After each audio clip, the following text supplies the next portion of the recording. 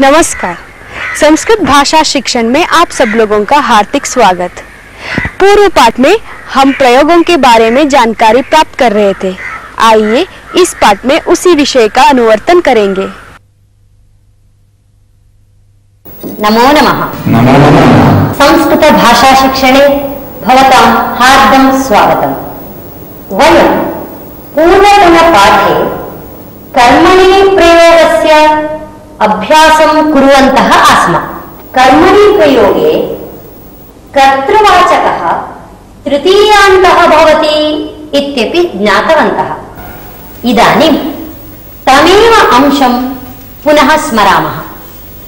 अहं कर्तरि प्रयोगे वाक्यं वदामि, भवन्तः कर्मणि प्रयोगे तस्य परिवर्तनं कृत्वा वदन्तु।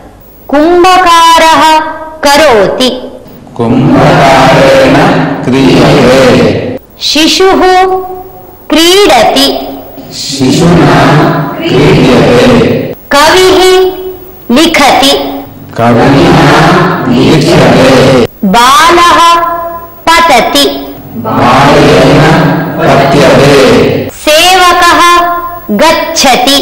सेवकेन गम्यते। नायकः पठति। नायकेन पठ्यते। लेखकः शृणोति। लेखकेन श्रूयते। वृद्धः चलति। वृद्धेन चल्यते। सेविका प्रक्षालयति। सेविकया प्रक्षाल्यते। महिला पचति। महिलया पच्यते। अहं लिखामि। मया लिख्यते। त्वं पृच्छसि।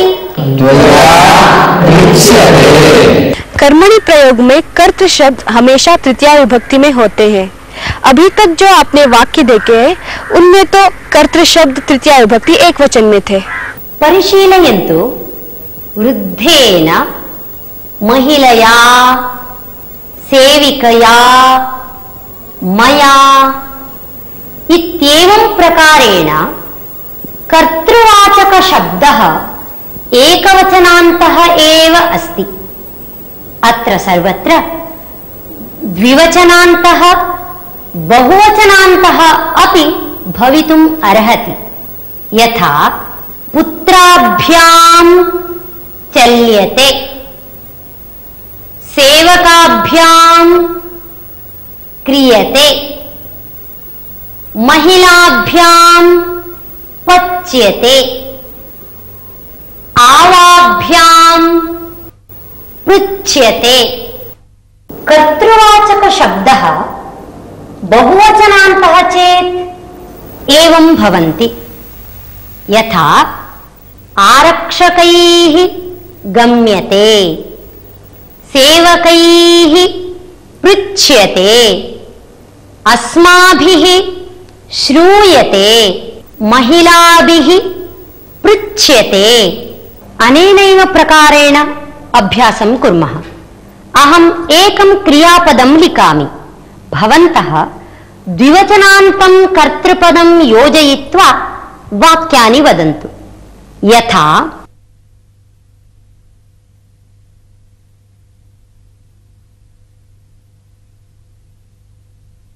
क्रीड्यते, शिशुभ्यां क्रीड्यते। इदानीं भवन्तः वदन्तु। भवती वदतु। भवद्भ्यां क्रीड्यते। महिलाभ्यां क्रीड्यते। मूर्खाभ्यां क्रीड्यते। समीचीनम्। पशुपालाभ्यां क्रीड्यते। आवाभ्यां क्रीड्यते। छात्राभ्यां क्रीड्यते। युवकाभ्यां क्रीड्यते। मार्जालाभ्यां क्रीड्यते। मित्राभ्यां क्रीड्यते। क्रीडालुभ्यां क्रीड्यते। हस्तिभ्यां क्रीड्यते। छात्राभ्यां क्रीड्यते। इदानीम् अहम् अन्यत् क्रियापदं लिखामि। बहुवचनान्तं कर्तृपदं योजयित्वा भवन्तः वाक्यानि वदन्तु।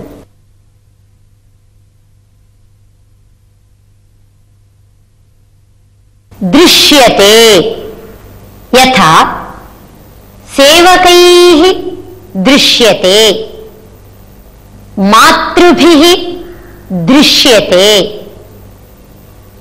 युष्माभिः दृश्यते, कर्मकरैः दृश्यते। भवान् आरम्भं करोतु। चित्रकारैः दृश्यते। सर्वैः दृश्यते। कैः दृश्यते? भवतीभिः दृश्यते। अन्धैः न दृश्यते। आरक्षकैः दृश्यते। शिक्षकैः दृश्यते। अस्माभिः दृश्यते। वैद्यैः दृश्यते। मर्कटैः दृश्यते। विज्ञानिभिः दृश्यते। एतैः दृश्यते। समीचीनम्। अभी तक आपने जो अभ्यास देखे वो बहुवचन में थे। इसका अर्थ यह हुआ कि कर्मणि प्रयोग में कर्तृ शब्द का वचन जो भी हो उससे क्रियापद का संबंध नहीं होता है। मानिए इदानीम् उक्तेषु सर्वेषु वाक्येषु क्रियापदम् एकवचनात्मकम् एव अस्ति। तर्हि अन्यवचनयोः प्रयोगः कथम्? हाँ, तद् ज्ञातव्यं चेत् कर्मपद व्यवस्था ज्ञातव्या। बोधयिष्यामि।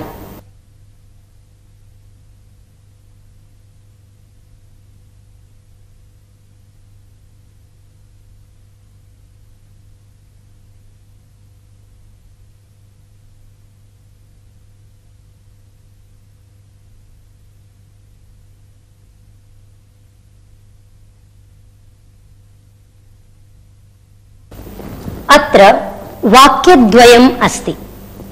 सेवकः जलं नयति, सेवकेन जलं नीयते। प्रथमवाक्ये अपि जलम् अस्ति, द्वितीयवाक्ये अपि जलम् इति अस्ति। उभयत्रापि रूपं समानम् अस्ति। जलम् इति द्वितीया विभक्त्यन्तं रूपम् अस्ति। अत्र प्रथमा विभक्त्यन्तं रूपम् अस्ति। तन्नाम कर्मणि प्रयोगे कर्मपदं सर्वदा अपि प्रथमा विभक्त्यन्तमेव भवति। यथा रामेण पुस्तकं पठ्यते, धनिकेन धनं दीयते, सेविकया वस्त्रं प्रक्षाल्यते, तया मधुरं खाद्यते, बालेन दुग्धं पीयते। अब आपने जान लिया होगा कि कर्मणि प्रयोग में कर्मवाचक पद प्रथमा विभक्ति में होता है। कर्मवाचक शब्द यदि नपुंसक लिंग का हो तो कर्तरी प्रयोग में और कर्मणि प्रयोग में उसका रूप समान होता है। इदानीम् एतादृशानि वाक्यानि भवन्तः वदन्तु। भवती वदतु। मया गानं गीयते। शुक्लेन फलं खाद्यते। तेन धनं दीयते। समीचीनम्। मया पुस्तकं पठ्यते। मार्जालेन दुग्धं पीयते। शिष्येन वाक्यम् उच्यते। मया मुखं प्रक्षाल्यते। मया वाक्यं श्रूयते। मया मुखं मार्ज्यते। समीचीनम्। मया गृहं निर्मीयते। मया वस्त्रं क्रीयते। मया उपनेत्रं ध्रियते। उत्तमम्। एतेषु सर्वेषु वाक्येषु कर्मपदं नपुंसकलिङ्गम् आसीत्। यदि पुल्लिङ्गं भवति तर्हि रूपं भिन्नं भिन्नं भवति। तद् इदानीं पश्यामः।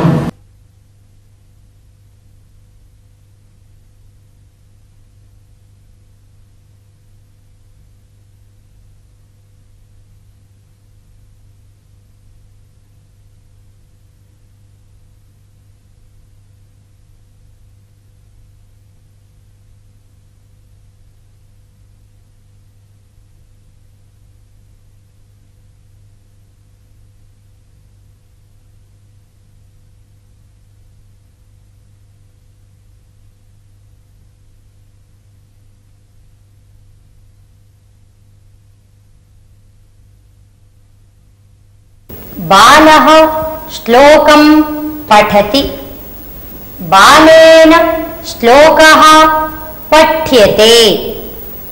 कर्तरि प्रयोगे श्लोकम् इति द्वितीयान्तम् अस्ति, कर्मणि प्रयोगे श्लोकः इति प्रथमान्तम् अस्ति। अत्र श्लोकं श्लोकः इति भिन्नं भिन्नं रूपम् अस्ति। यथा सः दीपं नयति, तेन दीपः नीयते।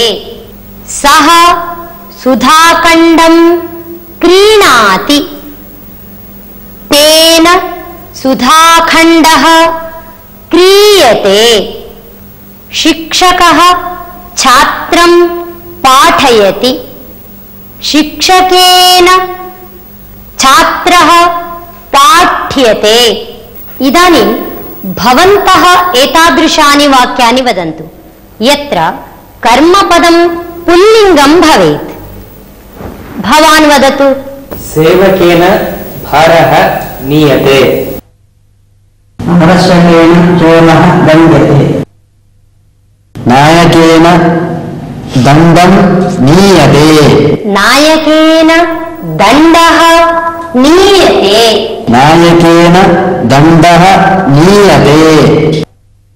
कुम्भकारेण घटः क्रियते।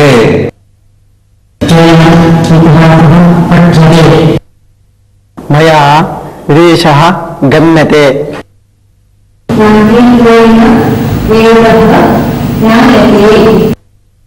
बालेन शिलाखण्डः क्षिप्यते। त्वया विषयः श्रूयते। मया दर्पणः दृश्यते। आरक्षकेन चोरः निगृह्यते। व्याख्यात्रा पाठः क्रियते। इदानीं परिवर्तन अभ्यासं कुर्मः। अहं कर्तरि प्रयोगे वाक्यं वदामि, भवन्तः कर्मणि प्रयोगे तत् परिवर्त्य वदन्तु। अध्यापकः प्रश्नं पृच्छति। अध्यापकेन प्रश्नः पृच्छ्यते। सः मन्त्रं वदति। तेन मन्त्रः उच्यते। सः मन्त्रं शृणोति। तेन मन्त्रः श्रूयते। लेखकः काव्यं लिखति। लेखकेन काव्यं लिख्यते। शिशुः दुग्धं पिबति। शिशुना दुग्धं पीयते। महिला पाकं करोति।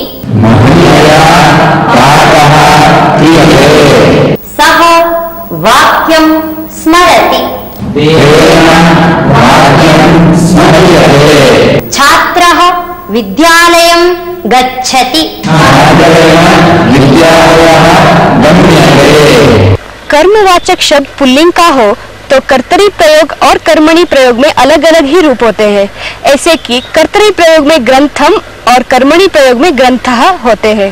यदि कर्मपदं स्त्रीलिंगं भवति तर्हि कथं रूपं भवति इति पश्यामः।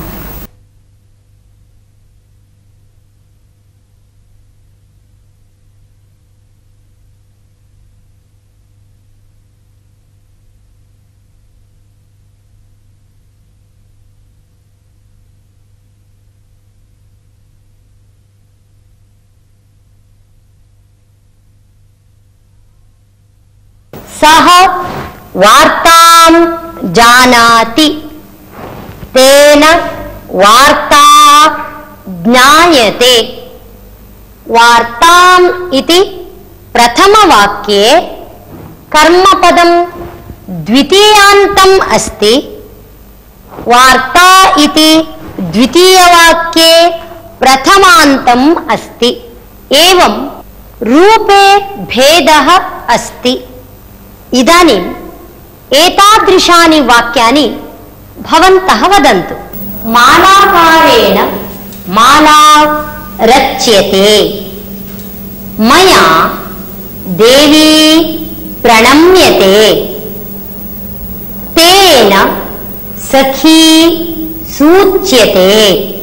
भवता निद्रा क्रियते। एतादृशानि वाक्यानि भवन्तः वदन्तु। भवान् वदतु। पितामह्य कक्षा गच्छते। वृद्धेन पत्रिका पठ्यते। तथाकारेण कथा लिख्यते। मन्त्रिणा सञ्चिका परिशील्यते। मया शाटिका क्रीड्यते। रामेण नगरी गम्यते। चोरेण पेटिका उद्घाट्यते। नाविकेन नदी तीर्यते। छात्रेण पाठशाला गम्यते। लतया माला रच्यते। तेन लेखनी स्वीक्रियते। समीचीनम्। कर्मवाचक शब्द स्त्रीलिंग का हो तो कर्तरी प्रयोग और कर्मणि प्रयोग में भी अलग अलग ही रूप होते हैं। जैसे कर्तरी प्रयोग में पत्रिकाम और कर्मणि प्रयोग में पत्रिका ऐसे होता है। एतावता वयं त्रिषु लिंगेषु कर्मपदस्य एकवचनस्य प्रयोगं ज्ञातवन्तः। इतः परम् अग्रिमेषु पाठेषु अन्यवचनयोः प्रयोगं ज्ञास्यामः। वयमिदानीम् एकं सुभाषितं शृणुमः।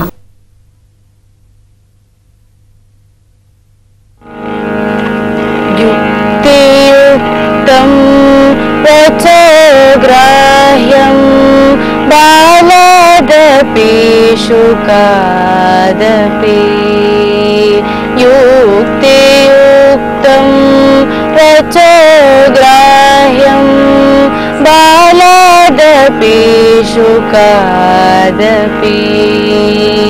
अयुक्तं नैव च ग्राह्यम् अयुक्तं नैव च ग्राह्यम् साक्षादपि बृहस्पतेः साक्षादपि बृहस्पतेः। युक्तियुक्तं वचोग्राह्यं बालादपि शुकादपि। अयुक्तं नैव च ग्राह्यं साक्षादपि बृहस्पतेः साक्षादपि बृहस्पतेः।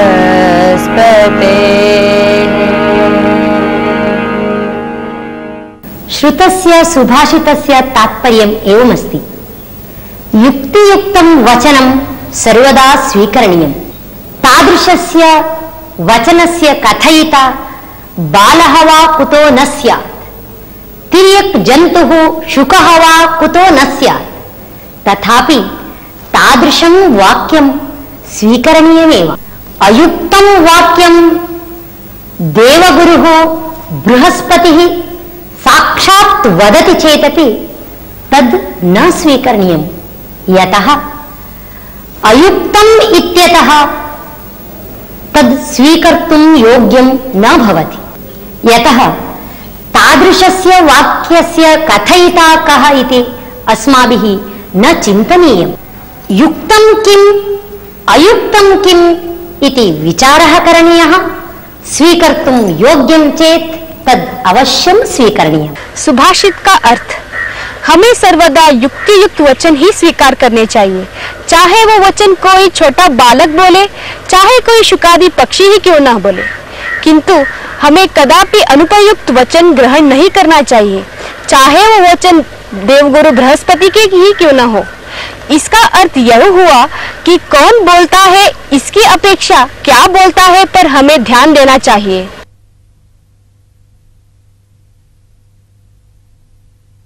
अहमिदानीम् एकां कथां वदामि। कश्चन साधुः आसीत्। सः प्रतिदिनं समुद्रस्य तीरं गत्वा शिलायाम् उपविश्य ध्यानं करोति स्म। तत्रैव आत्मानन्दम् अनुभवति स्म। तस्य चिन्ताः सर्वाः दूरीकृताः अभवन्। आत्मानन्दम् अनुभवन् सर्वदा शान्तः सन् सः ध्यानं करोति स्म। सः एवं निश्चलम् उपविश्य ध्यानं करोति स्म। केचन पक्षिणः तत्समीपम् आगत्य क्रीडन्ति स्म। तस्य भुजयोः शिरसि उपविश्य निर्भीकतया क्रीडन्ति स्म। तथापि सः विचलितः न भवति स्म। कदाचित् कश्चन व्याधः साधुं दृष्टवान्।